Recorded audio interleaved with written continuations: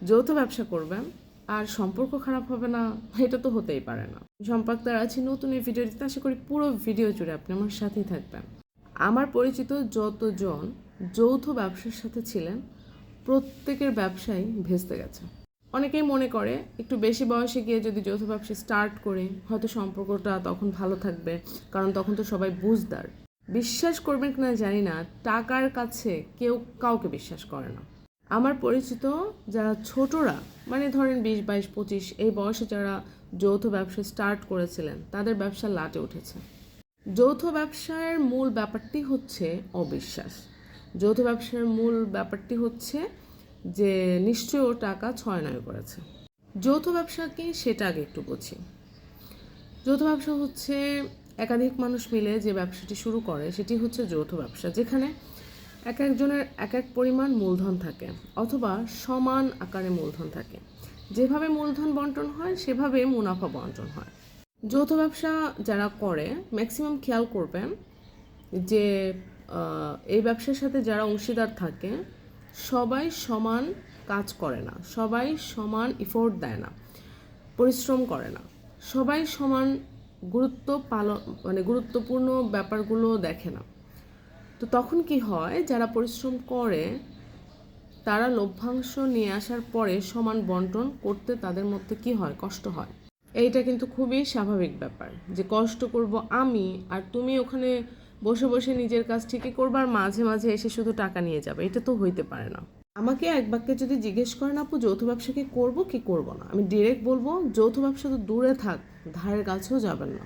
এখন যদি আবার বলেন আপু আমার তো অনেক ভালো বন্ধু গেছে, আপনার বন্ধুত্ব নষ্ট হওয়ার জন্য এই যৌথ ব্যবসাই যথেষ্ট।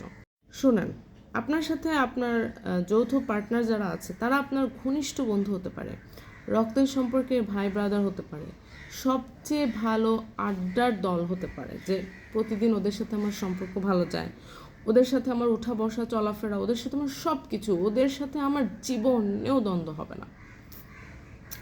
যৌথ ব্যবসা, সেখানে স্বার্থ জড়িত, সেখানে দ্বন্দ্ব হবে না, এটা আপনি কখনো ভুলেও ভেবেন না।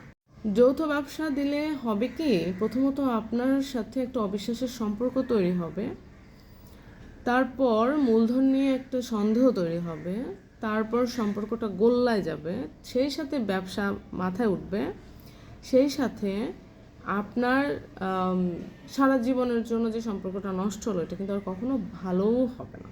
আগে দেখা হলে যে মানুষটা আপনাকে জড়ায় ধরতো, এখন যৌথ ব্যবসা ভেঙে যাওয়ার পর ওই মানুষটা দেখলে উল্টা দিকে তাকায় যাবে আপনার পাশ দিয়ে। যদি কোনো ব্যবসা করতে চান তাহলে আমি বলবো যে আপনার মূলধন যতটুকু আছে, যদি সেটা 2 টাকা হয়, 2 টাকা দিয়ে যেই ব্যবসা করা যায় ওইটা আপনি নিজে করবেন, নিজের ব্যবসা নিজে পরিচালনা করবেন, নিজের ব্যবসায় নিজে সময় দিবেন, যতটুকু মুনাফা আসবে পুরোটাই নিজের।